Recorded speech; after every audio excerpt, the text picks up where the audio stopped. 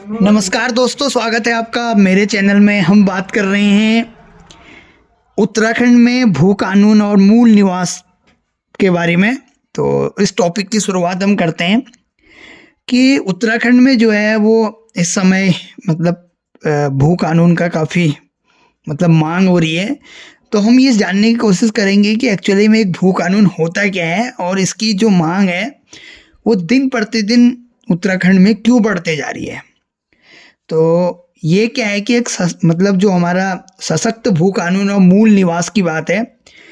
तो इसको समझने के लिए पहले बात करते हैं कि उत्तराखंड क्या है, एक मात्र हिमालयी राज्य है जहाँ राज्य के बाहर के लोग पर्वतीय क्षेत्रों की कृषि भूमि गैर कृषि भूमि उद्देश्यों के लिए खरीद सकते हैं।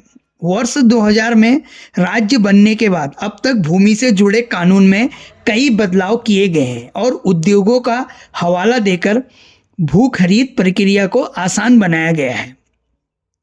अब लोगों में क्या है कि इस बात को लेके गुस्सा है कि जो सशक्त भू कानून है जो बनना होना चाहिए, उसके नहीं होने की वजह से राज्य की जमीन को राज्य के बाहर के जो लोग हैं वो बड़े पैमाने पर खरीद रहे हैं और राज्य के संसाधन पर बाहरी लोग हावी हो रहे हैं, जबकि यहाँ के जो मूल निवासी हैं, जो भूमिधर हैं, अब वो भूमिहीन हो रहे हैं।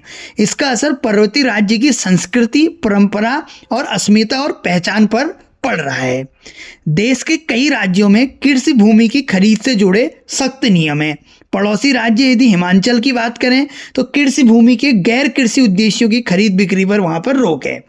अब बात करते हैं कि उत्तराखंड की जो राज्य का जो कुल क्षेत्रफल है उसमें 56.72 लाख हेक्टेयर का अधिकांश क्षेत्र वन यानी कि कुल भौगोलिक क्षेत्र का 63.41% बंजर भूमि के तहत आता है, जबकि कृषि योग्य भूमि बेहद ही सीमित है यानी कि 7.41 लाख हेक्टेयर है, लगभग 14% है। यदि हम इतिहासकार और उत्तराखंड के मामलों के जानकार जो शेखर पाठक जी कहते हैं कि आज़ादी के बाद से अब तक राज्य में एकमात्र भूमि बंदोबस्त 1960 से 1964 के बीच हुआ। इन 50-60 सालों में कितनी कृषि योग्य भूमि का इस्तेमाल गैर कृषि उद्देश्यों के लिए किया गया, इसके आंकड़े ना तो सरकार के पास है और ना ही हमारे पास है। अब बात करते हैं कि राज्य में विकास से जुड़े कार्यों जैसे सड़क, रेल, हेलीपैड समेत बुनियादी ढांचों का विस्तार, पर्यटन का विस्तार, उद्योगों का विस्तार, भूस्खलन जैसी आपदाओं में जमीनों का नुकसान, इस सब में कितनी कृषि योग्य भूमि चली गई, इसका ब्यौरा कहाँ है। जो जमीन दस्तावेज में दर्ज है वो भी या नहीं, इसकी जानकारी भी नहीं है। अब बात यह है कि जो हमारे जितने भी ब्रिटिश काल में की बात करें तो वर्ष 1815 से 16 में ब्रिटिश हुकूमत के दौरान 1-2 वर्ष के भीतर ज़मीनों का बंदोबस्त किया गया, क्योंकि उस समय खेती पर लिया जाने वाला टैक्स आमदनी का बड़ा जरिया था। उस समय भी पहाड़ों में 10 से 12% कृषि योग्य भूमि रही। वर्ष 1840 से 46 और 1870 में जमीन का बंदोबस्त यानी कि लैंड सेटलमेंट हुआ। अब इस दौरान खेती का विस्तार हुआ, प्रति व्यक्ति जमीन के साथ साथ आबादी भी बढ़ी। साल 1905-1906 तक कुछ और जमीन बंदोबस्त हुए। ब्रिटिश काल में साल 1924 के बंदोबस्त के बाद स्वतंत्रता आंदोलन तेज होने के साथ साथ कोई उल्लेखनीय बंदोबस्त नहीं हुए।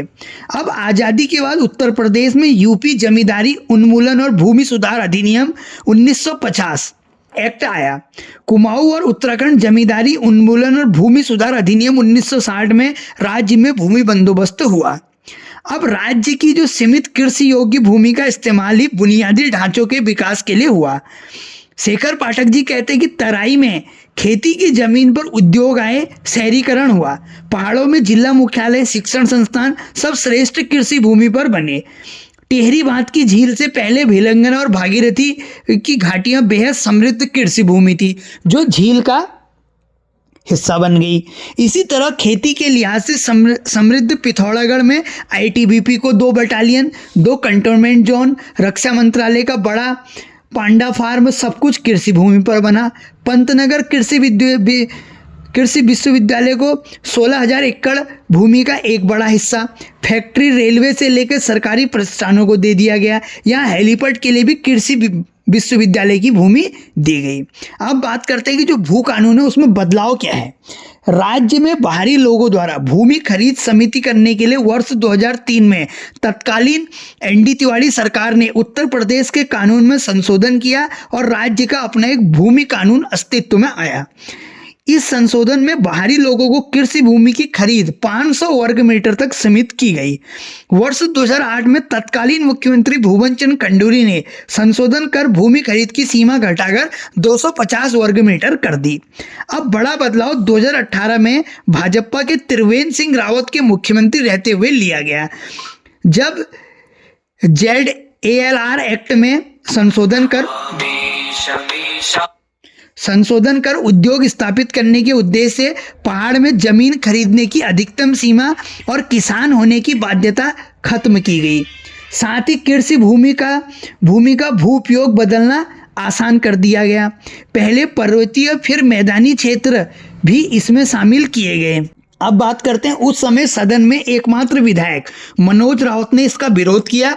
पूर्व कांग्रेस विधायक मनोज राउत कहते हैं कि सरकार उद्योगों के आने का हवाला दे रही थी, जबकि हर जिले में छोटे छोटे औद्योगिक क्षेत्र बनाए गए, लेकिन आज तक इनमें उद्योग नहीं लगे। हरिद्वार, उधम सिंह नगर, पौड़ी, यमकेश्वर के कुछ क्षेत्रों में जमीनों की खरीद कर लैंड बैंक बनाया गया। गढ़वाल में श्रीनगर से आगे अलकनंदा और मंदाकिनी घाटी, बद्रीनाथ, केदारनाथ की ओर व्यावसायिक फायदे वाली सारी जमीन बिक चुकी है, ज़्यादातर होटल और रिसोर्ट के लिए है। 2018 के संशोधन में व्यवस्था की गई कि खरीदी गई भूमि का इस्तेमाल निर्धारित उद्देश्य के लिए नहीं किया जाता या किसी अन्य को बेचा जाता है तो वह राज्य सरकार में निहित हो जाएगी। लेकिन मौजूदा मुख्यमंत्री पुष्कर सिंह धामी सरकार ने सिंगल विंडो एक्ट लागू किया। इसके तहत खरीदी गई कृषि भूमि को गैर कृषि भूमि घोषित करने के बाद वो राज्य सरकार में निहित नहीं की जा सकती। धामी सरकार ने भी एक तरफ कानून में ढील दी और वहीं भू सुधार के लिए एक समिति गठित की। इस समिति ने वर्ष 2022 में अपनी रिपोर्ट सौंपी, जिसमें सशक्त भू कानून लाने के लिए सुझाव दिए गए, लेकिन इस रिपोर्ट के बाद अब तक कुछ बदला नहीं है। नैनीताल हाईकोर्ट में वकील चंद्रशेखर करगेती कहते हैं कि अलग अलग राज्यों में जमीनों को लेकर अलग अलग नियम हैं। जम्मू कश्मीर से लेकर पूर्वोत्तर तक हिमालयी राज्यों ने अपनी जमीनें सुरक्षित की हैं। सिर्फ उत्तराखंड ही एकमात्र राज्य है जहां कोई भी आकर जमीन खरीद सकता है। अब बात करते हैं मूल निवास प्रमाण पत्र के बारे में। क्या है? उत्तराखंड में 1950 के मूल निवास की समय सीमा को लागू करने की मांग की जा रही है। नैनीताल हाईकोर्ट में वकील चंद्रशेखर करगेती बताते हैं कि देश में मूल निवास यानी अधिवास को लेकर साल 1950 में जो आपका प्रेसिडेंशियल नोटिफिकेशन जारी हुआ था।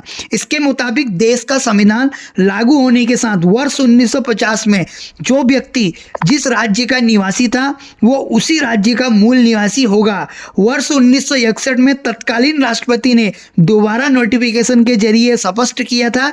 इसी आधार पर उनके लिए आरक्षण और अन्य योजनाएं चलाई गई। पहाड़ के लोगों के हक और हितों की रक्षा के लिए अलग राज्य की मांग की गई थी। उत्तराखंड बनने के बाद तत्कालीन मुख्यमंत्री नित्यानंद स्वामी की अगुवाई में बनी भाजपा सरकार ने राज्य में मूल निवास और स्थायी निवास को एक मानते हुए इसकी एक कट ऑफ डेट वर्ष 1985 तय कर दी, जबकि पूरे देश में यह वर्ष 1950 है। इसके बाद से ही राज्य में स्थायी निवास की व्यवस्था कार्य करने लगी, लेकिन मूल निवास व्यवस्था लागू करने की मांग बनी रही। वर्ष 2010 में मूल निवास संबंधी मामले की सुनवाई करते हुए सुप्रीम कोर्ट और हाई कोर्ट ने देश में एक ही अधिवास व्यवस्था कायम रखते हुए उत्तराखंड को 1950 के प्रेसिडेंशियल नोटिफिकेशन को मान्य किया। लेकिन वर्ष 2012 में इस मामले से जुड़ी एक याचिका पर सुनवाई करते हुए उत्तराखंड हाईकोर्ट ने फैसला सुनाया कि 9 नवंबर 2000 यानी कि राज्य के गठन के दिन से जो भी व्यक्ति उत्तराखंड की सीमा में रह रहा है उसे यहाँ का मूल निवासी माना जाएगा। तत्कालीन कांग्रेस सरकार ने अदालत के इस आदेश को स्वीकार कर लिया और इस पर आगे की कोई अपील नहीं की। झारखंड, छत्तीसगढ़, महाराष्ट्र में भी मूल निवास का मुद्दा उठ चुका है। इन राज्यों में 1950 को मूल निवास का आधार वर्ष माना गया है और इसी आधार पर जाति प्रमाण पत्र भी जारी किए जाते हैं। Thank you.